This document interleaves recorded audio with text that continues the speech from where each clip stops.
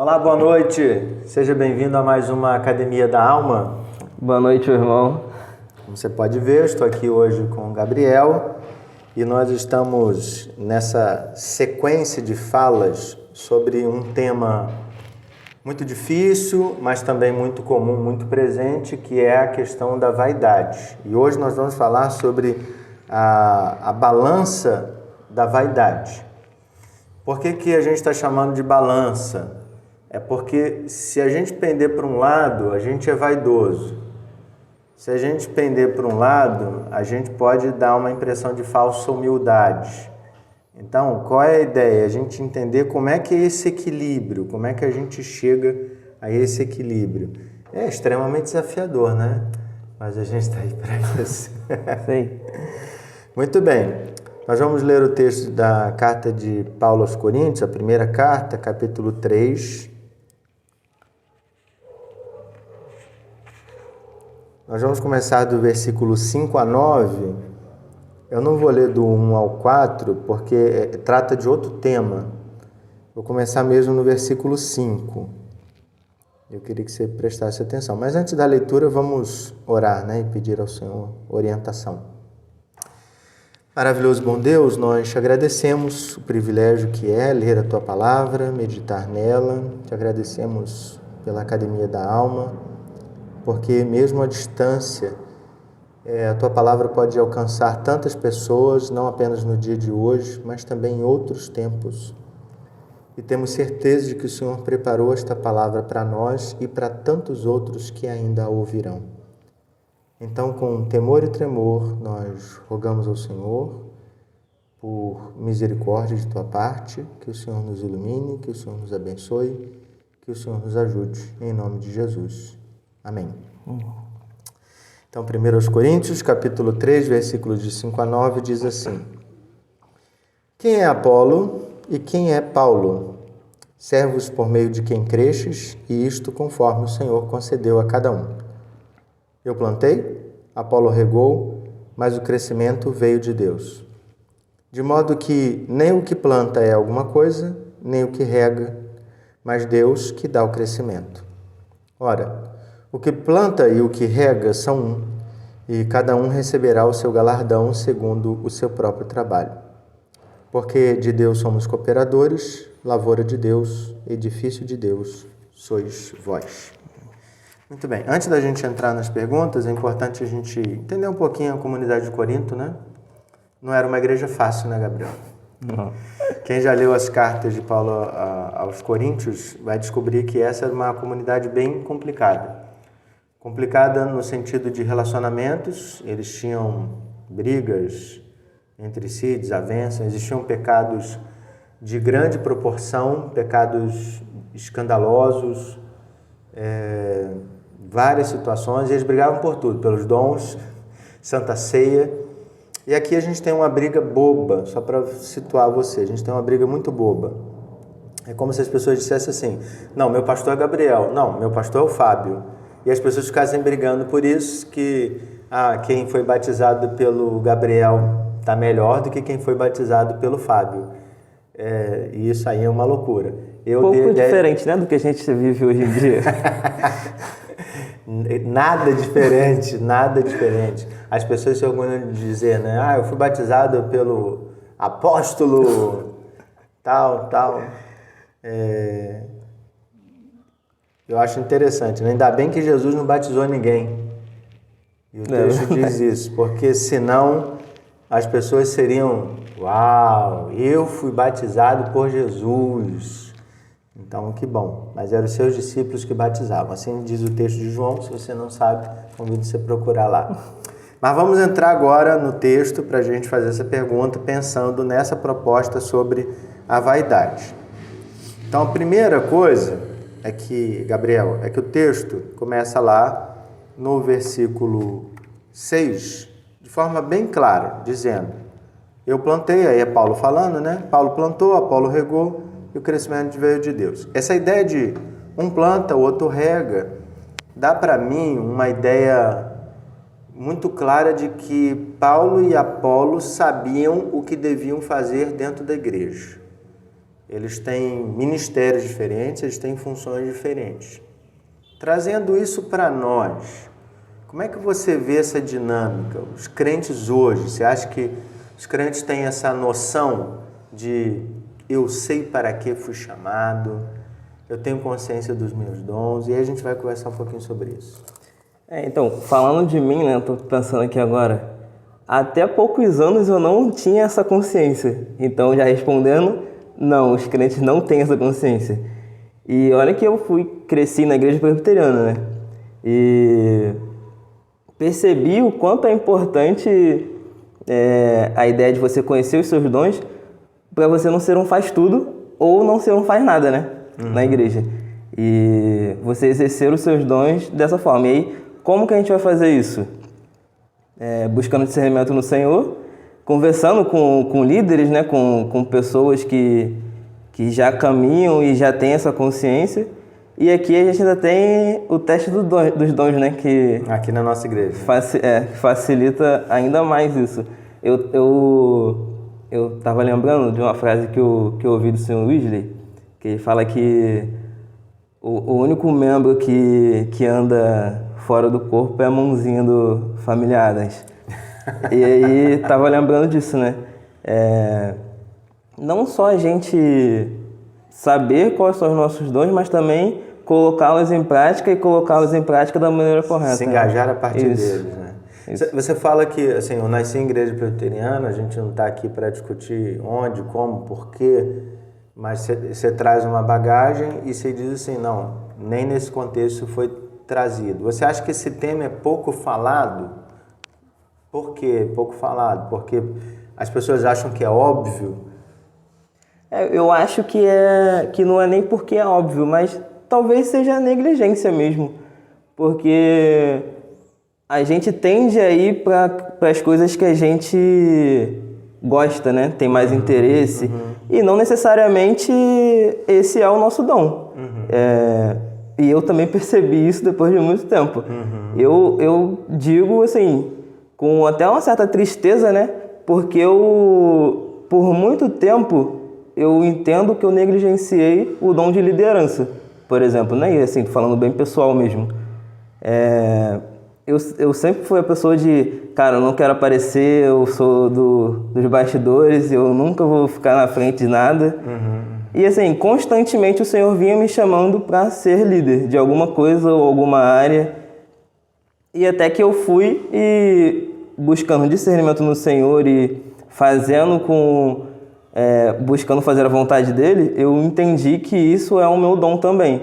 E a partir daí foi que eu fui mais tranquilo até para exercer esse dom também, sabendo que, cara, não sou eu, é o Senhor através de mim. Isso e a gente vai até ver isso um pouco melhor mais para frente, né? E quando você fala do negligenciar, me lembrou também uma frase que você disse antes, de a gente pode fazer tudo ou não fazer nada, né? Isso. Porque se você não sabe o seu dom, você acaba fazendo a função de outro e o que você devia fazer, você não faz. Ou então assim, a gente não sabe o nosso dom e aí vê o outro fazendo e... Aí você faz qualquer coisa também. Ou não faz nada, fico só sentado. Ou não faz nada. E essas questões são importantes. Então, ter a consciência sobre o dom é uma coisa importante. Sim. Você entende assim. Muito bem. Já no verso 6, ainda no verso 6, depois de dizer que ele plantou e Apolo regou, ele disse que o crescimento veio de Deus. Isso para mim é um corte, né? Paulo faz um corte porque a gente tem a ideia de superestimar as coisas que faz. Então, aí nós começamos a entrar nesse aspecto de vaidade. Qual é o limite entre olhar para o que eu fiz e reconhecer que foi algo bom e olhar para o que eu fiz e começar a desenvolver vaidade? Eu sei que a pergunta é bem complexa, né? Tem limites muito tênues, mas a gente vai discutindo sobre isso aqui. O que você falou no início, né? A ideia da balança. Por exemplo, o que eu faço é constantemente estar orando, só agradecendo. E assim, não só orando e agradecendo, mas assim, fazendo isso publicamente, né? Eu quando eu vi a ideia de orgulho e tal, aí eu lembrei de um versículo de Provérbios, que eu não lembro agora exatamente onde sei que é Provérbios 16, e aí ele diz que o orgulho precede a ruína. Então, assim, a ideia de você ser orgulhoso com algo, o próprio texto é muito claro com isso. Isso vai te derrubar. Exatamente, vai te derrubar. E aí eu lembro também, quando você fala em derrubar, eu sempre lembro, né? Aquele está de pé, cuide para que não caia. Pensa estar em pé. Pensa, pensa, né? Eu tô lembrando também do versículo de Filipenses. Eu até anotei uma parte aqui dele. Tá em Filipenses 2. E aí ele fala: nada falam por ambição egoísta ou por vaidade, mas humildemente considerem os outros superiores a vocês. Então, assim, a gente não vê espaço nenhum para orgulho, para vaidade, exatamente. A gente vê Paulo, ele em diversas cartas fala sobre dons. Aqui o versículo de Filipenses é muito claro quando fala para a gente colocar o outro superiores a nós, né? Então, assim, não tem espaço para vaidade em nenhum momento na palavra. Você destacou algumas coisas assim, bem importantes que eu queria separá-las. Primeiro, assim, se eu até fosse falar em termos práticos, como é que a gente não superestima essa ideia de colocar o outro como alguém igual a mim é muito importante, porque se eu faço uma coisa que é tida como essencial, e vamos dizer assim, que como se o desenvolvimento da igreja dependesse muito de mim, eu corro o risco de me achar o último biscoito no pacote, né? Quando você acha que é indispensável. Quando você acha que é indispensável. Aí você já tá dispensável, pode sair. Você já caiu. Então, quando Paulo fala de não se olhar acima dos outros, poxa, Paulo era muito acima de muita gente. Sim. Assim, qual de nós não diria que ele é acima de nós mesmo, né? Não, e até mesmo, a gente não pensa muito assim, mas assim, você olha o contexto e Paulo, na sociedade, ele era um homem muito inteligente, muito acima, socialmente falando. Acima da média de muita gente, né? Eu sempre digo isso, eu já disse aqui em outras academias da alma. Jesus andou 1.000 quilômetros, é só um exemplo para você entender. Paulo andou 10.000. Assim, é 10 vezes mais.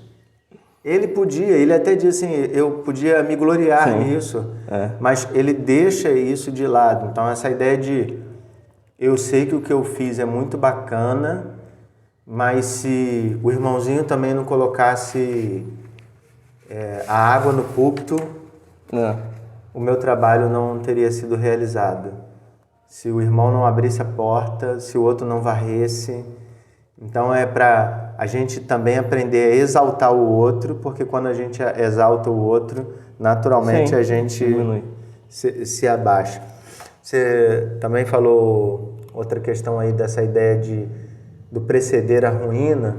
Acho que a gente precisa ter essa consciência. Gostei muito que você citou isso aí. Porque se a gente tem essa consciência de que esse meu olhar superestimado sobre as coisas que eu faço são o início de uma tragédia, eu paro, né? Eu paro. E aí a resposta é a oração que você falou, a oração de gratidão. Eu sempre oro. Uma oração que eu sempre faço. Eu termino de fazer um sermão e agradeço ao Senhor assim: Senhor, obrigado, porque o Senhor não era obrigado a colocar nada disso no meu coração. Mas o Senhor colocou, né? Sendo eu quem eu sou. Amém. Eu pensei também. Até mesmo para eu me policiar contra a ideia de vaidade, constantemente pensar assim, né? Cara, não sou eu, é o Senhor em mim. Não sou eu, é o Senhor em mim. A gente vê que nesse corte que Paulo dá, né? Que ele fala que quem dá o crescimento é o Senhor. E aí exatamente essa ideia. Quem planta e quem colhe, cara, só tá fazendo só ser um instrumento. Isso. Mas a ideia mesmo é você só ser servo, porque quem faz todas as outras coisas é o próprio Deus. E graças a Deus por isso, né? Imagina se dependesse de nós. Isso aí, também acho. Bem, versículo 7, Paulo agora pega pesado, né? Ele diz assim: de modo que nem o que nem o que planta é alguma coisa, nem o que rega, mas Deus que dá o crescimento. Nem o que planta, nem o que rega é alguma coisa. É uma frase muito dura, né? Por que Paulo precisa falar desse jeito? Eu estou partindo do princípio que é uma orientação divina, né? Ele está falando desse jeito. Por que ele precisa falar assim? A gente deu até uma adiantada um pouco nisso, né? Acabei de falar. Mas acho que é exatamente por isso, né? A gente, cara, Paulo tá mostrando para Coríntios, né, que assim, não importa se é Paulo, se é outro, não importa. O que importa é que é do Senhor. E simplesmente isso. A bênção, todas as outras coisas, ela é do Senhor e não nossa, né? Eu vejo que Paulo aqui, entendi o que você está falando, mas eu também vejo que Paulo, ele está mostrando que essa atitude da gente se perceber como coisa nenhuma é essencial para o tratamento da vaidade. Mas ela também é muito perigosa, porque assim, a gente precisa entender bem. Porque quando eu digo que nós não somos coisa nenhuma, eu não estou dizendo que eu não sou nada nem ninguém. Eu sou especial aos olhos de Deus. Então, aos olhos de Deus, eu sou sua criação. Gabriel, estou falando eu, ser humano, né? Nós, seres humanos, somos criação especial de Deus. Mas é esse olhar quanto ao que eu faço. Então, a gente precisa entender que o máximo que a gente fez, a gente precisa sempre ter esse olhar e dizer assim, isso não foi nada. Nada diante do que Deus já fez por mim e na vida da humanidade. É de tentar me colocar no lugar, porque a vaidade, é muito mais fácil a gente se tornar vaidoso do que não vaidoso. Então para eu ser vaidoso eu preciso fazer algum esforço? Não, é natural. Sim. Você vê uma criancinha pequenininha, seja menino ou menina, desenvolve a vaidade olhando no espelho, tá lá um bonezinho, batonzinho, uma roupa, eles vão cada um no seu estilo, mas desenvolve a vaidade, sem ninguém ter ensinado isso, né?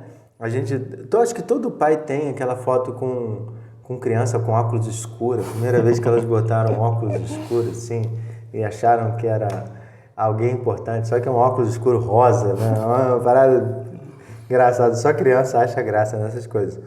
Mas naturalmente nós temos essa tendência, né? Eu não preciso de esforço para ser vaidoso. Então acho que ele está batendo nesse ponto que é a raiz do problema. De por mais que isso não seja um pecado meu ou seu, é um pecado que está no coração do ser humano. Tá levando a igreja a pensar que deve se andar com humildade, né? Isso. O senhor falou sobre...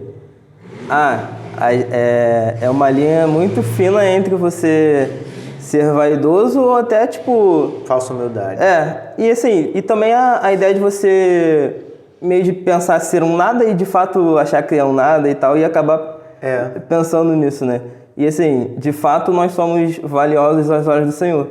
E aí, eu tenho estudado muito sobre identidade, né? E, cara, a gente vê isso claramente nessa situação, né? De assim, você saber de onde você veio e para onde você vai, e você veio do Senhor e é do Senhor, e nós, como nascemos de novo, né? Nossa identidade agora é Cristo. E aí, assim, a gente cara, nós somos importantes pro Senhor, mas assim, como servos, né, também. Como filhos e instrumentos na mão do Senhor, para regar e plantar, mas nunca pensando que a gente é maior que o Senhor, que é quem faz crescer a colheita. Se somos alguma coisa, é por causa dele. Por causa do Senhor, exatamente. Não por nossa própria natureza. Alguma coisa que saia de bom de nós é do Senhor. Exatamente. Bem, quando ele fala do plantar e do regar, e a gente já falou aí essa ideia dos dons, no grego a palavra para dons é charis, daí carisma, carismático, né? Algo que foi dado pelo Senhor para nós. Nós temos essa mania de nos apropriarmos das coisas que são de Deus, né? Nós somos bons ladrões. Se é que bom ladrão cabe na mesma frase, né? Mas a gente se apropria das coisas de Deus e diz assim, eu sou muito bom para fazer isso, eu sou muito bom para fazer aquilo. Pensando nessa ideia de que os dons são dados por Deus, qual é então o nosso papel? Administrar bem, né? Fazer para a glória do Senhor. O problema é quando a gente já falou aqui, a ideia é da gente fazer para a nossa própria glória, né? E muitas vezes isso vem até junto da nossa falsa humildade. De, poxa, não, é para a glória do Senhor, mas aí aqui dentro tá, é para minha glória também, um pouquinho. Sim, entendi. E assim, como que a gente vai fazer isso então? Cara, buscando o discernimento do Senhor, buscando fazer a vontade dele e com dedicação aos dons que, como o texto diz, que é entregue a nós, né? Mas de fato são deles, não nossos. Entendi. Quando você fala de administrar, abre um pouquinho mais. O que é essa administração? O que a gente fala, eu penso assim, né? O que a gente falou no início. Por exemplo, eu com o dom de sabedoria, assim, de música, né? E fazer isso para a glória do Senhor. Administrar, que eu digo, você identificar o seu dom, trabalhar dentro da área do seu dom e fazer isso para a glória do Senhor. Tem algo a ver com a parábola dos talentos? Do multiplicar? Isso. Esse multiplicar seria o quê? Então, por exemplo, o dom de música, né? É um dom que é desafiador no sentido da vaidade. Sim. O músico, ele tende a ser muito vaidoso. Faz um parênteses aí, não esquece se você está falando ou não. Eu me amarro quando as pessoas inventam aquela história, porque isso não está na Bíblia, né? De que Satanás era regente no coral no céu. E a primeira vez que eu li a Bíblia, eu ainda era criança, eu lembro que eu li com muita curiosidade para achar esse texto. De que onde Satanás estava regendo o céu e ele ficou tão vaidoso que ele foi expulso de lá. Cara, é incrível, né? Mas tem a ver com isso aí, para ligar que música tem a ver com vaidade. Vai lá, continua. E assim, qual foi a parábola do talento, né? A pessoa que guardou o talento foi o servo ruim no final, né? Que não multiplicou esse talento, né? E aí eu penso muito em música por causa disso. A gente não entende, talvez, né? A gente não entenda a importância do momento de louvor e principalmente as pessoas que a gente está ali guiando a igreja à adoração do Senhor, né? Então, assim, mais uma vez, não somos nós, né? Mas o Senhor em nós. Mas, cara, é muito, muito maneiro participar disso, né? Cara, o Senhor através de mim está abençoando vidas. E aí eu penso nisso, né? Na ideia de multiplicar assim. Cara, através de mim o Senhor pode abençoar outras pessoas. Entendi. Perspectiva interessante. Quando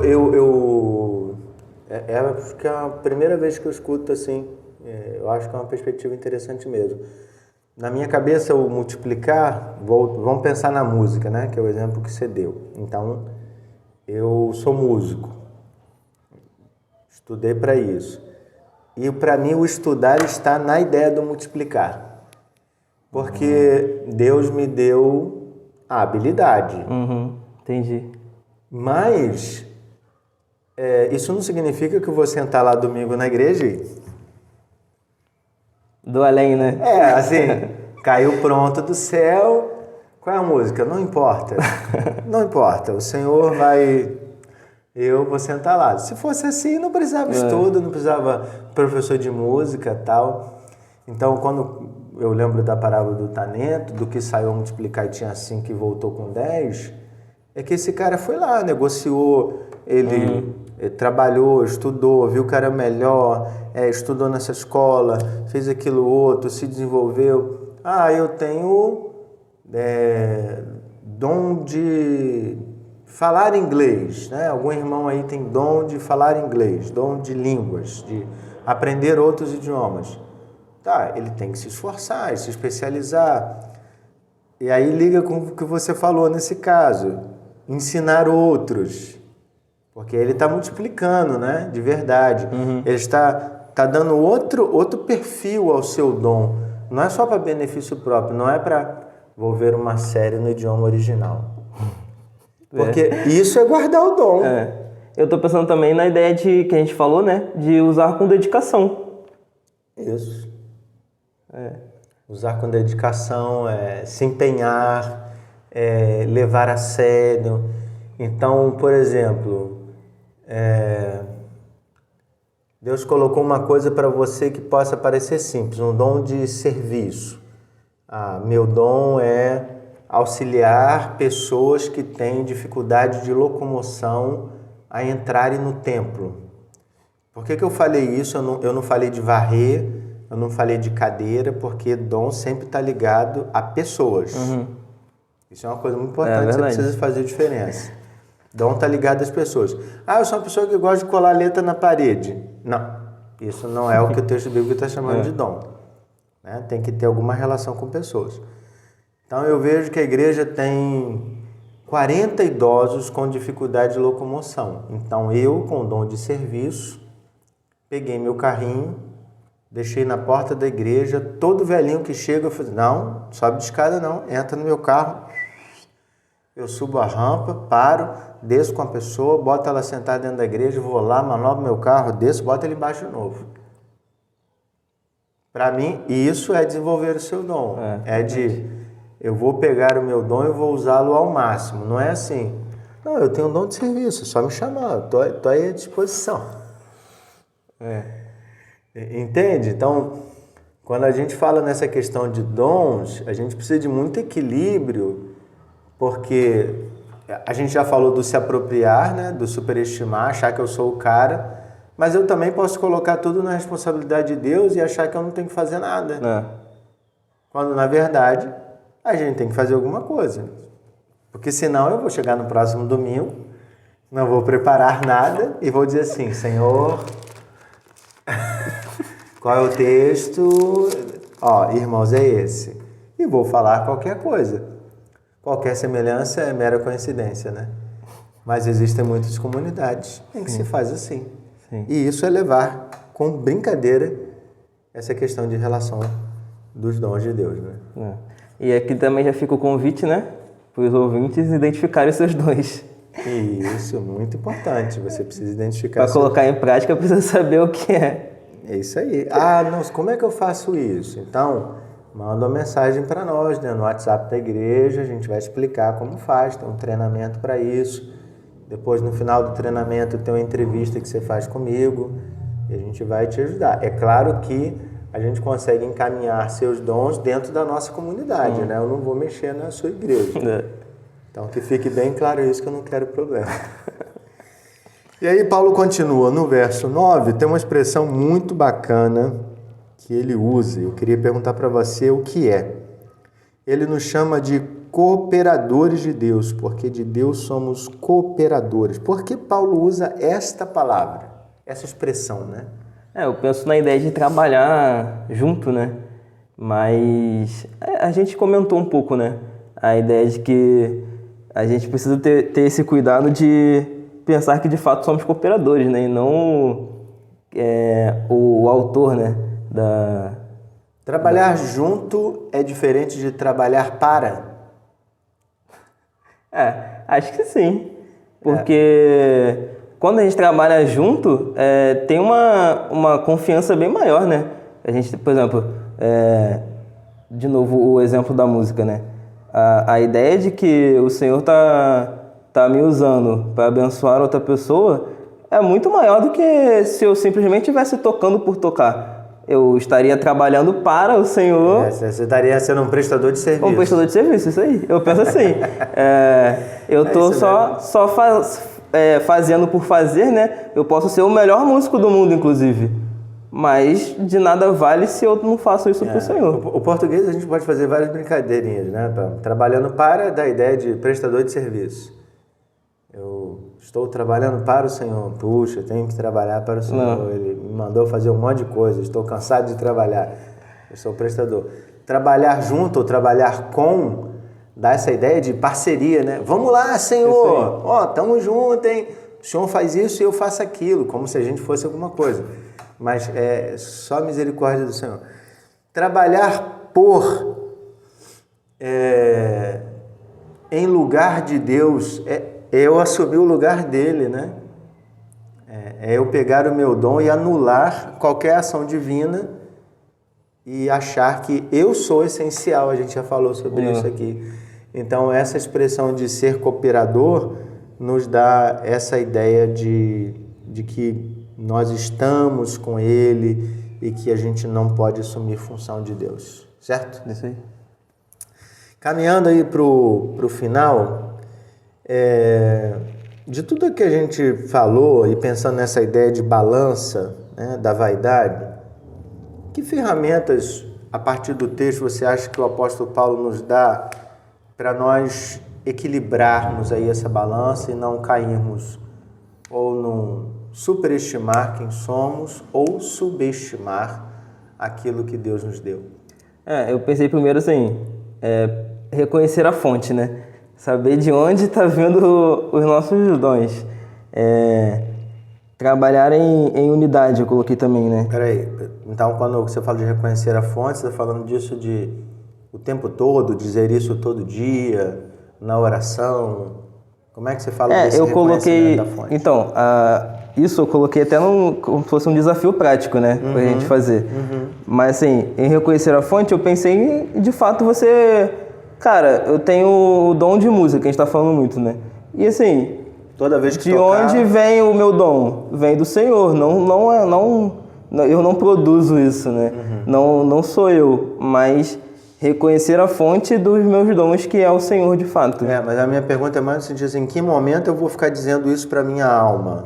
Eu acordo de manhã, ou quando eu vou exercitar meu dom? Eu coloquei como alguma prática diária, né? Que é a ideia do agradecimento. Que é diariamente se agradecer a Deus pelos seus dons, oportunidades. Entendi. E eu coloquei assim, né? Então sua proposta é diariamente orar e agradecer a Deus porque Ele te usa. Isso. Eu coloquei separado, né? Primeiro. E aí eu coloquei trabalhar em unidade, né? Reconhecer, assim, que cada um tem o seu papel, mas todos estamos trabalhando para um objetivo comum. Um planta, o outro rega, mas a ideia é que tem o crescimento. Então, é o que eu falei lá no início, né? Cada membro tem o seu papel, mas o nosso objetivo é o final, que é glorificar a Deus. E esse é o nosso propósito de vida, né? Acho legal esse aspecto aí. E aí, para mim, tem uma questão prática muito bacana para a gente fazer, que Paulo faz no texto. Ele faz, eu acho que com outra intenção, argumentativa, mas que a gente pode pegar e trazer para o nosso contexto. Que é assim, quando ele diz, eu plantei, Apolo regou, ele reconhece o que o Apolo fez. Nem sempre a gente reconhece o que as pessoas fazem. Eu acho que existe muito pouco aquela ideia de eu estou à frente, né? Então as pessoas me veem muito, elas acabam falando isso para mim. Mas eu queria que isso fosse dito mais para os irmãozinhos, de dizer assim, caramba, eu achei muito legal hoje você ter se disponibilizado para participar do culto infantil. Poxa, parabéns pela sua dedicação como professor dos adolescentes. De você ajudar, dizer que você está vendo o que os irmãos estão fazendo. Entendi. Porque isso te ajuda a perceber que você não é o último biscoito do pacote. Sim, verdade. E a gente tende se eu for, né, eu estou muito lá na frente, então as pessoas falam isso para mim. Muitas vezes a gente tende até a classificar dons, né? Esse dom é melhor do que aquele. Exatamente. E aí a gente vê, né, que nós estamos com dons diferentes, mas trabalhando por mesmo objetivo, né? Eu até falei na conversa que eu tive com o Lucas já sobre esse tema vaidade, sobre essa coisa. Você até no início falou da questão dos bastidores. Eu acho que é muito perigosa essa ilustração que a gente faz, vou repetir aqui. A maioria da igreja faz, né? Eu não gosto de ficar à frente, eu gosto de trabalhar nos bastidores. A imagem do palco não é a imagem do reino. Não tem na Bíblia palco. Tem lavoura, tem rede, pescaria. Palco não. Porque palco dá a ideia de apresentação e quem trabalha aqui. Quando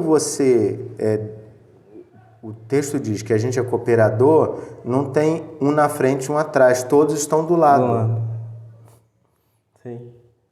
Deus é o ator principal, a gente está trabalhando com Ele. Independente se eu escrevi o roteiro, se esse aqui tirou o lixo, se esse aqui limpou o camarim de Deus, tanto faz, mano. Assim, nós estamos do lado, um do lado do outro. Todo serviço é fundamental para que Ele apareça, não eu.